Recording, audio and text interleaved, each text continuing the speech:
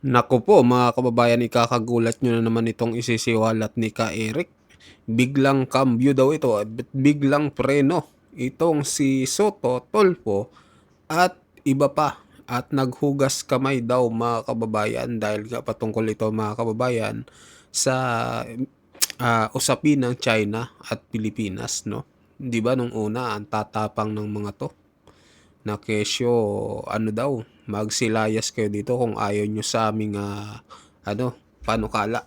So ngayon mga kababayan, dahil nakuha niya na yung posisyon about sa yung inalisa ni Senator Amy Marcos, 'di ba ang pumalit mga kababayan ay si Tulfo. Biglang naghugas kamay di umano mga kababayan at nagpreno mga kababayan dahil nga dito sa dahil nakuha niya na yung posisyon. So pakinggan nyo mga kababayan itong banat ni Ka Eric Celis dito sa mga senador na ito.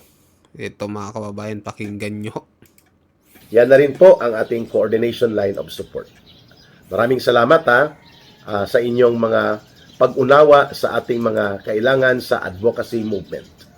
Sa oras na ito ay bibigyan po natin ng pagpapaliwanag itong biglang tumbling ni Erwin Bendalo Tulfo nang siya na ang naging pinuno ng Senate Committee on Foreign Affairs and Foreign Relations na dati pong pinamumunuan ni Senator Amy Marcos. Napunta po ito kay Erwin Bendalo Tulfo at yung kanyang pagtapang-tapangan po sa laban sa bansang China, yung kanyang pag-agitate na ang mga Pilipino ay dapat magkaroon ng pagkagalit at pagkamuhi sa bansang China ay biglang kumambyo nang makuha niya ang posisyon bilang committee chairperson sa Foreign Relations and Foreign Affairs. Ayun. Ang committee na ito po ang nagbibigay ng oversight o mga pag-review at mga pagsusuri kung ano po ang mga mabubuti na patutunguhan ng ating ugnayang panglabas at mga patakaran sa ugnayang panlabas na ipinapatupad ng gobyerno ni Marcos. Yan pong purpose ng oversight. And ano po ang dahilan kung bakit kumambyo at biglang nag-backpedal, paatras ang naging pahayag ngayon ni Erwin Tulfo laban sa bansang China? Una, nakita po niya na wala sa kanyang otoridad ang pangunahan ang ating gobyerno sapagkat ang chief architect ng Foreign Relations and Foreign Affairs program ng ating pamahalaan, nakasalalay po yan sa presidente, sa pangulo ng bansa, hindi sa isang senador. Perhaps nagkaroon po ng realization si Erwin Tulfo hinggil dyan, kung kaya po kumambyo muna siya at mukhang mainit ang kanyang sitwasyon sapagkat napupuna siya ng taong bayan sa kanyang pagiging pakialamero. Kagaya din po ng pagiging pakialamero nito ni Tito Soto sa mga usaping hindi naman dapat niya pinanghihimasukan. Tulad na lang ng kanyang panghihimasok sa tudo-tudo niyang pag-criticize sa naging desisyon ng Korte Suprema na lubusang nagbasura doon sa basura naman talaga na uri ng impeachment complaint na binaluktot at minadali ng House of Representatives last year upang hatawin si Vice President Sara Duterte pero hindi pinanigan ng Korte Suprema. So ganyan din po si Erwin Tulfo, pakialamero nang wala sa hulog. Siyempre, ang isa pang adilantado at napaka-aruganteng hambog na nagkukunwaring siya lang ang nagmamay-ari ng pagmamahal sa Pilipinas, itong si Commodore Tariela ng Philippine Coast Guard na kung makaasta, akala mo siya ang Department of Foreign Affairs Secretary.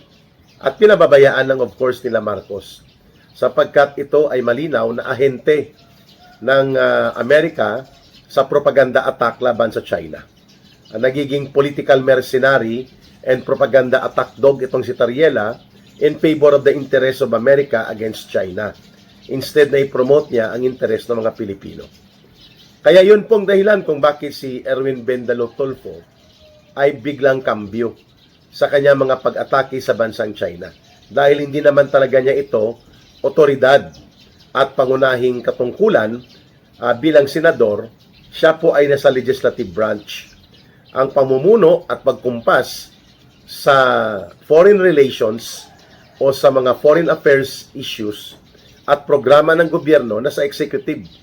At dapat ang Department of Foreign Affairs in behalf of the President ang nangunguna dyan, sapagkat ang Foreign Affairs Secretary is the alter ego o representasyon ng Presidente pagdating sa larangan ng pagpapatupad at pagsusulong ng mga ugnayang panlabas. Hindi po ang Coast Guard, hindi po si Tariela, hindi po si Bendalo Tulfo.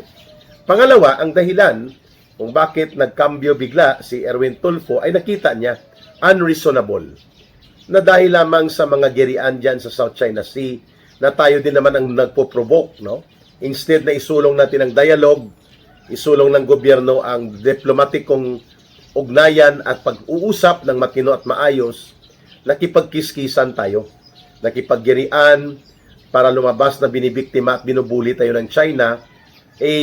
Hindi naman nangyayari ang ganyang kalagayan nung maayos po ang foreign relations and foreign policy sa panahon po ng dating Pangulong Rodrigo Duterte. Nag-uusap, kaagad po na walang nag-uudyok o nang uupat ng mga agitation and propaganda, sapagkat si Pangulong Duterte lamang po ang pwedeng magsalita at ang Department of Foreign Affairs patungkol sa issue na yan, mga kababayan.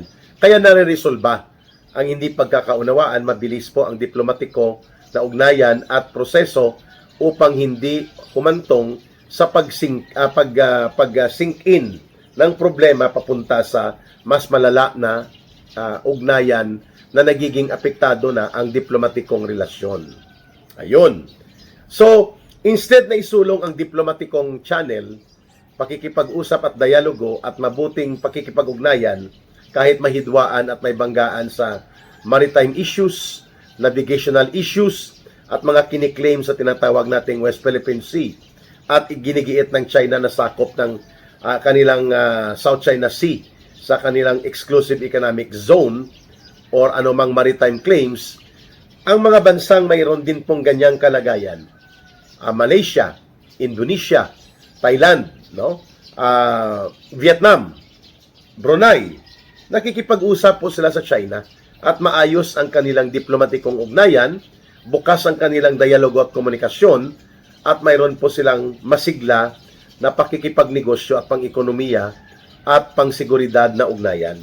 Hindi kagaya sa atin na na-isolate tayo lang talaga nakipagkikiskisan, nagigirian at nagdigma-digma ang postura dahil ginagamit tayo na proxy ng Amerika, substitute o tagapaghalili sa kanyang layunin na magkaroon ng war posturing against China. So tayong ginagamit at pumapayag si Marcos dyan.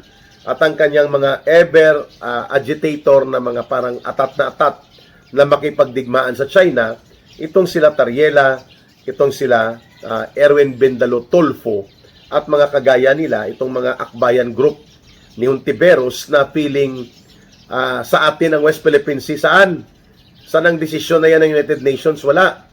Niloloko nila ang taong bayan. Pinapaniwala nila tayo. Wala pong desisyon ng United Nations o ang Permanent Court of Arbitration na inaward sa atin ang West Philippine Sea. We are claiming that. China is also claiming part of that. Ang sabi ng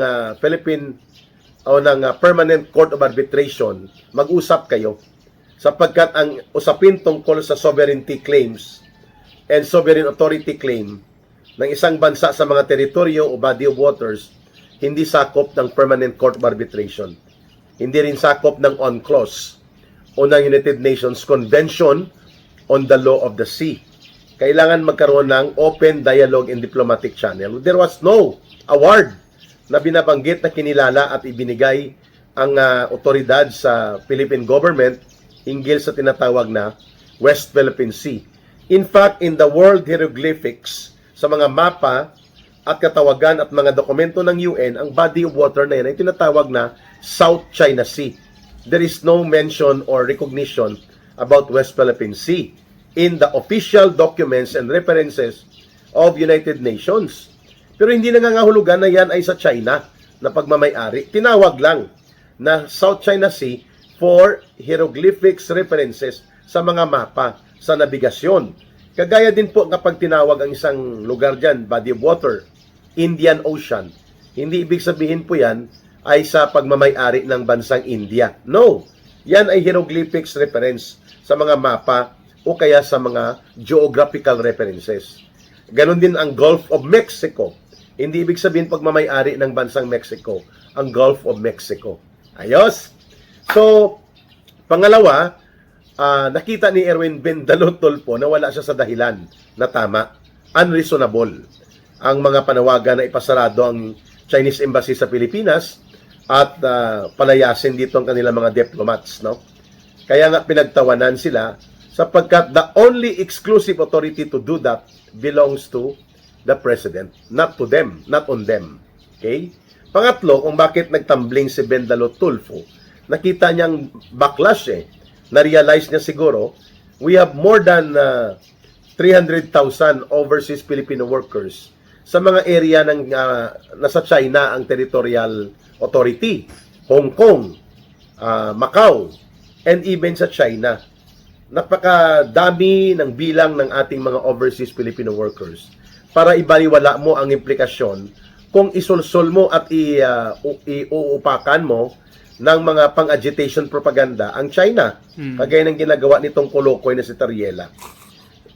Maliban pa sa katotohanan na ang China is far more superior sa atin.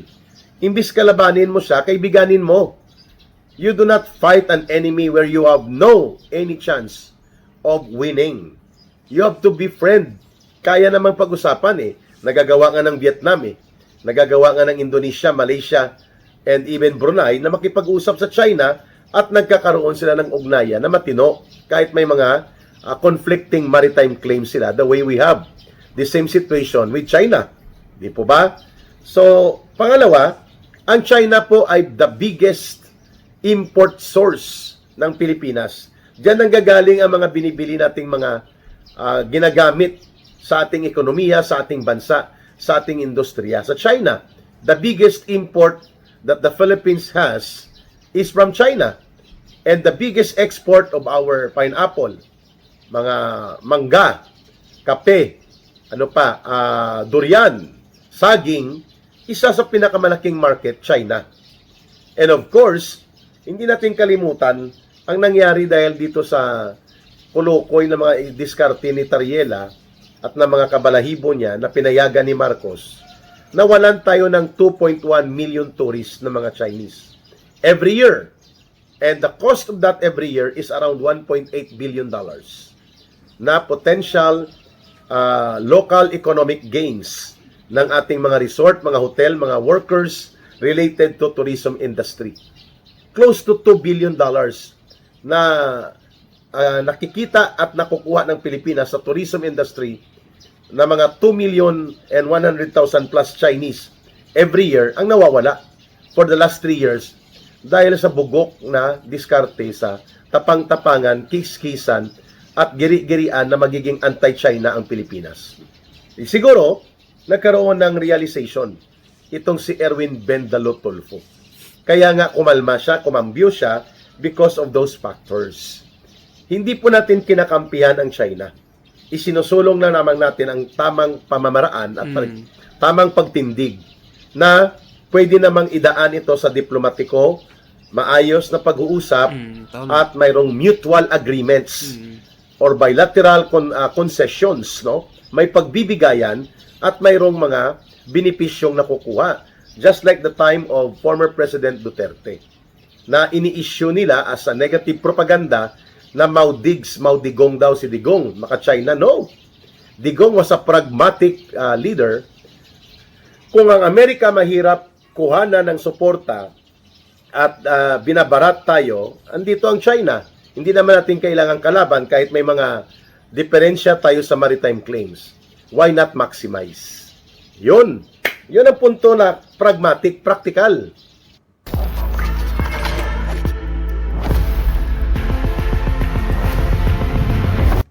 So, hindi natin isinusurrender ang teritoryo natin. Hindi natin binibitawan ang ating pag-assert ng ating sovereign rights o ng ating exclusive economic zone claims diyan sa tinatawag nating West Philippine Sea habang hindi pa nare-resolve yan at umiiral ang mga hindi pagkakaunawaan sa maritime issues. We can still pursue a very healthy and productive economic, trade, security, and diplomatic interaction with China. The way such kind of approach benefited so much ang mga bansa na karatig sa atin, neighbor lang natin, na ganun po ang kanilang naging approach. Malaysia, Indonesia, Singapore, Thailand, Vietnam, Brunei. Maganda ang kanilang ugnayan sa China kahit may mga conflicting maritime claims po sila. Siguro na-realize yan, no, perhaps, ni Erwin Bendalo Tulfo. Kaya nga ang lesson learned dito, do not take a fight that you cannot win. And do not make yourself higher than what you are really capable of. Kung hindi mo naman kaya, ba't ka magmalaki at magmayabang? Katarantaduhan yon. Lalo na kung sinusulsulan ka, sige, kaya mo yan, sabi ng Amerika. Dito lang kami sa likod mo. Itutulak ka namin sa kapahamakan. The Mutual Defense Treaty that we had, or that we are having still right now with the U.S. government, with the U.S. Authorities sa kanilang pagkilala, 1953 pa po yung MDT, Mutual Defense Treaty, hindi automatic that they are going to assist or support us kapag nagkaroon ng actual shooting war ang Pilipinas sa anumang bansa kagaya sa China. Why we need to go to war when we have no chances of winning? Why not pursue peace, diplomacy, trade, and bilateral agreements na siyang naging approach ng ating mga karatig bansa na lumaki at tumaas ang kanilang mga domestic tourism as well as international tourism and other investments na nakukuha nila sa mabuting pakikipag-ugnayan kahit may mga diferensya at hindi pagkakaunawaan sa ilang maritime issues. So mga kababayan, I think yan dapat ang i-realize na rin ng gobyerno ni Marcos, that we have to pursue diplomacy, peaceful dialogue, and healthy channel of communication at patahimikin itong kulukoy at arugante, puno ng kahambugan na si Tariela, na as if siya ang nagmamay-ari ng damdamin at sentimiento ng mga Pilipino. No? Siguro na-realize na rin nila, Tulfo, na we cannot live without China. Neighbor natin eh. Ang Amerika is 10,000 miles away. China, pagpunta mo sa Cagayan Valley, dyan sa may Apari, Cagayan, sa Batanes, maririnig mo na ang mga radio signal frequency o mga program ng radyo sa China. Ganon kalapit po, mga kababayan. Eh samantalang ang Amerika, kinakaibigan natin, binabarat naman tayo at ginagawa tayong parang alipin nila at utusan. Eh samantalang ang China nagbibigay ng oportunidad na tayo ay lumago at makipag-ugnayan ng maayos habang tayo po ay may mga conflicting maritime claims, mapag-uusapan yan the way it was handled pragmatically or practically in terms of practical na pananaw at approach ni former President Rodrigo Duterte. Ang problema, ayaw matuto sa karanasan at kasaysayan itong gobyerno ni Marcos Jr. Kaya doon siya nakikinig sa bansang ginagamit tayo bilang utusan at alipin at sa matagal na panahon na hindi naman tayo tinrato na kaibigang tunay. I'm referring to United States of America. The purpose of the U.S., why they are agitating Tariela and the government of Marcos and the likes of Tulfo at mga senador na mga hindi nag-aaral ng kasaysayan sapagkat gusto nilang gamitin ang ating bansa na maging forward military base, na magiging depositoryo at magiging bodega ng kanilang mga armas pangdigma laban sa China. Ayun. Yun talaga ang katotohanan, kaya may EDCA sites. Mga kampo natin, sa military camp natin, pumapasok ang mga equipment and war technology ng Amerika kahit wala silang military basis agreement sa atin. 1992 pa, ibinasura na po o 1991 yung US military basis agreement natin. Subalit, iniikutan nila. May tinatawag silang Visiting Forces Agreement, may EDCA, So, yan po ay mga diskarte na pinayagan ni Marcos. Kaya, itong nangyari sa atin sa China, nagiging sandwich ang kinalabasan natin na iipit tayo sa nag-uuntugang mga higante. Hindi dapat. Dapat ang ating posisyon ay kung ano ang nakakabuti at higit na napapakinabangan ng mamamayang Pilipino at ng ating bansa, ganun po na style ng pagsusulong ng foreign relations and foreign policy. Ayan.